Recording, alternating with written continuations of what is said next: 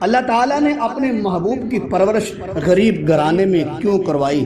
اس کی زبردست دو حکمتیں ہیں، اور بھی بہت سی حکمتیں ہیں، میں دو بیان کرتا ہوں۔ اس سے پہلے یہ بات عرض کرنا چاہتا ہوں، نبی صلی اللہ علیہ وسلم سے قبل موسیٰ علیہ السلام کی پرورش فرعون کے گھر میں کروائی، یوسف علیہ السلام کی پرورش عزیز مصر کے گھر میں کروائی، مگر اپنے محبوب کی پرورش غریب گھرانے میں کروائی۔ اس کی پہلی حکمت یہ تھی کہ کسی وڈیرے کا احسان میرے محمد مصطفیٰ پر نہ ہو، تاکہ کل کو کوئی چودھری میرے کملی والے کی تبلیغ میں رکاوٹ نہ بن سکے، میرے نبی کو کوئی تانا نہ دے سکے کہ ہمارے گھر سے کھا کر ہماری ہی مخالفت کر رہے ہو۔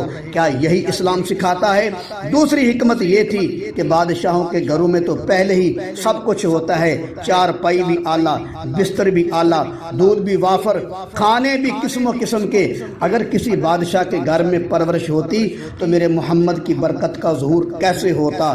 میں کہتا ہوں، حلیمہ کی اونٹنی طاقتور کیسے بنتی، حلیمہ کی اونٹنی تیز رفتار کیسے بنتی، حلیمہ کی چھاتی دودھ سے کیسے بھرتی، حلیمہ کا پہلا بیٹا میٹھی نیند کیسے سوتا، حلیمہ کے جانور دودھ سے لبریز کیسے ہوتے، حلیمہ کے گھر کے برتن دودھ سے کیسے بھرتے، حلیمہ کی اونٹنی دودھ سے لبریز کیسے ہوتی۔